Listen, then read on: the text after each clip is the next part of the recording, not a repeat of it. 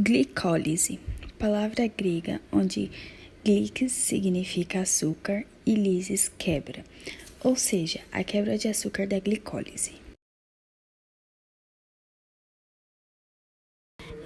Glicose é um carboidrato considerado uma das principais fontes de energia cerebral, encontrada nas frutas, tubérculos, que são plantas onde o órgão de reserva é o caule, no mel e os produtos da degradação de carboidratos complexos.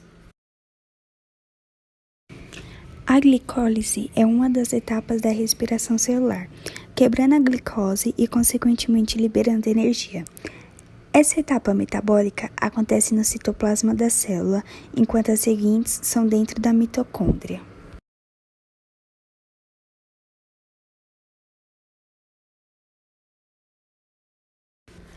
A glicólise é um processo que ocorre sem a presença de oxigênio e que tem como produto ATP e ácido pirúvico.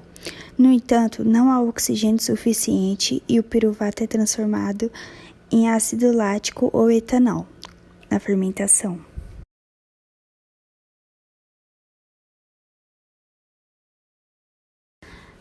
A glicose é uma molécula obtida através da alimentação ou então da degradação do glicogênio armazenado em nosso corpo. Ela possui 6 moléculas de carbono. O processo para a quebra dessa substância inicia-se com a adição de 2-fosfato em uma molécula de glicose, tornando-a muito estável e fácil de ser quebrada. Esse processo é chamado de ativação e ocorre com gasto de ATP.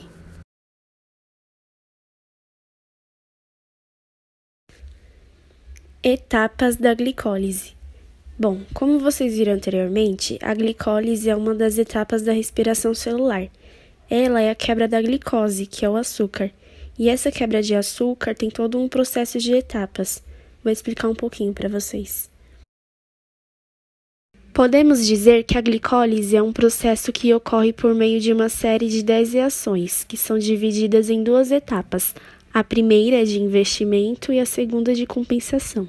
Resumidamente, algumas de suas reações são: transformar glicose em 2 moléculas de piruvatos, produz 4 ATP, seu saldo final é de 2 ATP. Produz 2 moléculas de NADH, que levará elétrons ricos em energia para a cadeia respiratória. Ela é a parte da respiração que ocorre na ausência de oxigênio, que é a respiração anaeróbica. Alguns intermediários são utilizados em diversos processos biosintéticos. No primeiro estágio é feita a preparação da glicose para investimento de energia para ser recuperada mais tarde. E no segundo estágio acontece a quebra e rearranjo da molécula de glicose em 2 moléculas de 3 carbonos. A primeira fase consiste em um investimento energético. Nessa fase, cada açúcar de 3 carbonos é convertido em outra molécula de 3 carbonos, o piruvato, através de uma série de reações. E nessas reações, 2 moléculas de ATP e uma molécula de NADH são produzidas. Já que essa fase acontece 2 vezes, uma para cada açúcar de 3 carbonos, são produzidas 4 ATP e 2 NADH no geral. E a segunda fase consiste em compensação energética. Os açúcares de 3 carbonos formados na primeira metade do processo passam por uma série de transformações adicionais, tornando-se um piruvato em última análise. No processo, são produzidas 4 moléculas de ATP juntamente com 2 moléculas de NADH. Ao final da glicólise, restam 2 ATPs, 2 NADHs e 2 moléculas de piruvato. Se houver oxigênio disponível, o piruvato pode ser quebrado até dióxido de carbono na respiração celular, produzindo muitas moléculas de ATP.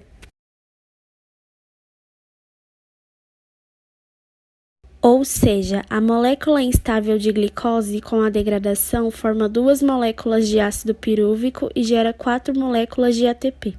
Como no início do processo são utilizados fosfatos provenientes de 2 moléculas de ATP, o saldo líquido é de 2 moléculas finais.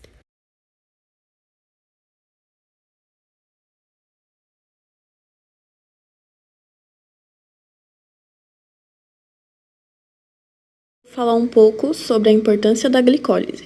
A glicose é produzida pelos organismos autótrofos e são transferidas aos heterótrofos por meio das cadeias alimentares. E para essa energia ser aproveitada, essa molécula precisa ser degradada por meio da glicólise, que é a via metabólica comum de todos os seres vivos. E é onde ocorre a decomposição parcial das moléculas, na presença ou ausência de oxigênio. Quando a molécula de glicose é degradada, a energia liberada é armazenada nas ligações fosfoanidríacas de ATP. Nos organismos que ocorrem a respiração celular, após a glicólise, ocorrem novas etapas até a degradação total e há um maior aproveitamento energético com a produção de 32 moléculas de ATP. Os organismos que realizam processos anaeróbicos, como a fermentação, a glicólise é o único processo de degradação da glicose, tendo assim um aproveitamento energético menor, de apenas 2 ATPs. E além da produção de ATP, a glicólise também é responsável pela produção de precursores de compostos, como o ácido graxo no fígado. A glicólise chega a ser um processo pouco eficiente, pois das 690 quilocalorias por mol presentes na glicose, apenas 20 quilocalorias são aproveitadas. E assim as células se desenvolvem ao longo da evolução e por mecanismos mais eficazes para a extração de energia dos nutrientes.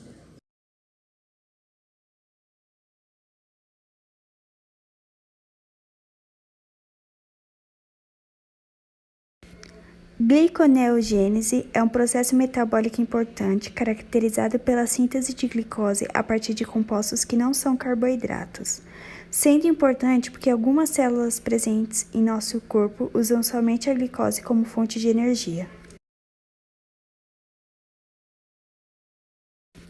Como o cérebro, onde são precisas 120 gramas de glicose por dia, e as hemácias, que necessitam diariamente de 30 gramas de glicose.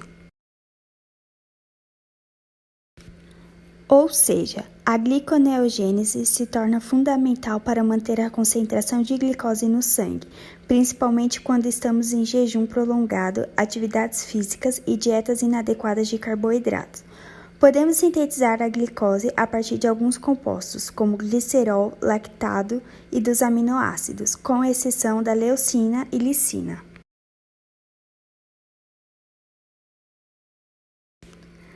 A gliconeogênese converte piruvato em glicose. Os precursores não carboidratos da glicose são inicialmente transformados em piruvato ou entram na via na forma de intermediários. O glicerol, tecido adiposo, transforma-se em triacilglicerol, sofrendo hidrólise pelas lipáses, passando para glicerol e 3 ácidos graxos. Via corrente sanguínea, chegando ao fígado, transforma o glicerol em piruvato e, em sua última etapa, o piruvato vira glicose. O lactado faz glicólise, gera lactado, via corrente sanguínea chega ao fígado, onde o lactado vira piruvato e o piruvato também é transformado em glicose. Os aminoácidos, as proteínas musculares são quebradas transformando-se em aminoácidos. Via corrente sanguínea chega ao fígado e o aminoácido vira piruvato decorrente à glicose. Em situações que os organismos necessitam de um método para sintetizar a glicose, a partir de precursores não carboidratos, isso é realizado pela via da gliconeogênese, a qual converte piruvato e compostos relacionados de 3 e 4 carbonos em glicose.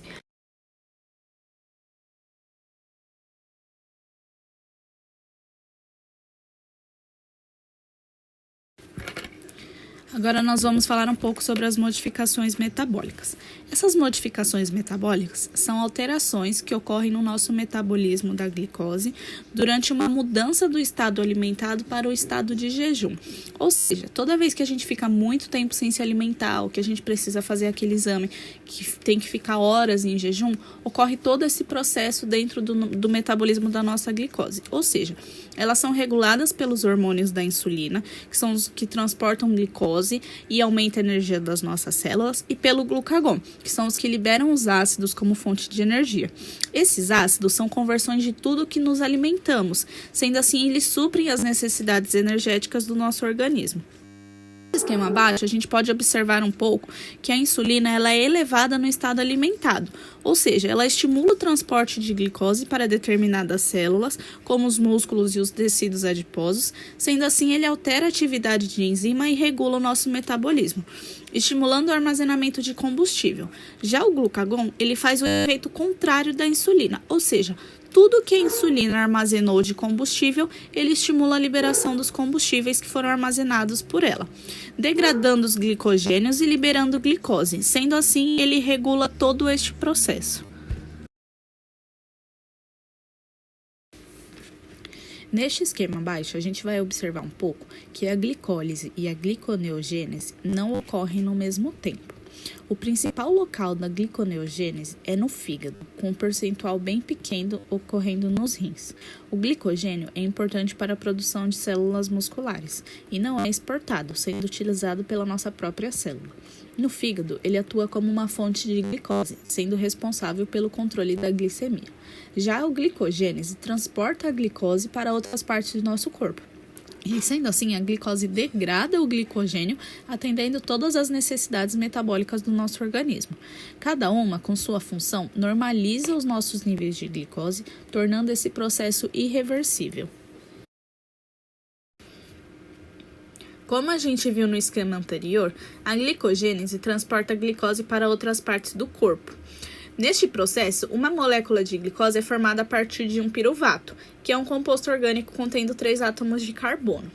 Nesse processo, são utilizadas 4 moléculas de ATP, que também podem ser chamadas de adenosina trifosfato, responsável pelo armazenamento das energias nas ligações químicas, 2 moléculas de GTP, que é a guanosina trifosfato, que é responsável por fornecer a energia necessária, e 2 de NADH positivo, que é a nicotinamida adenina dinucleotídeo.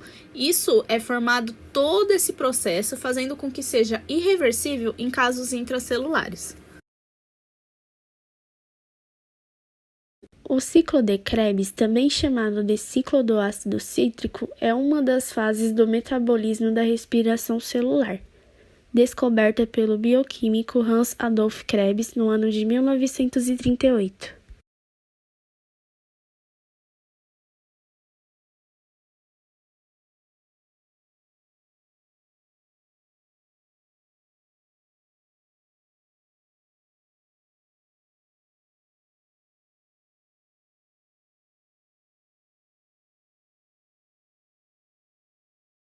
O ciclo de Krebs acontece dentro da matriz mitocondrial, ou seja, no líquido dentro da mitocôndria. Essa fase consiste basicamente em aumentar as chances de extração de energia da molécula de glicose, que é quebrada depois que nos alimentamos.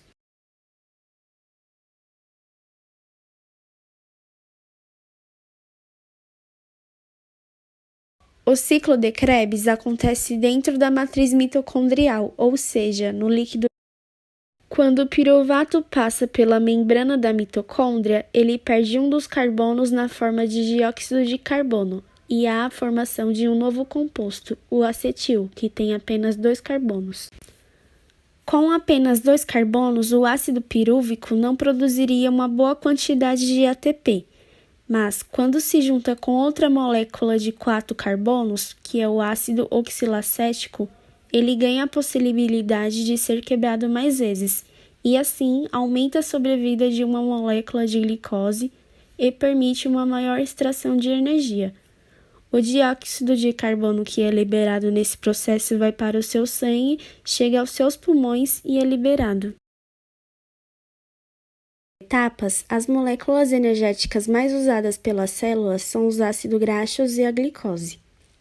Elas são degradadas na matriz citoplasmática sem participação de oxigênio, pelo processo de glicólise anaeróbia, e cada mol de glicose produz 2 moléculas de ATP e deixa como resíduo 2 moléculas de piruvato, que ainda contém muita energia.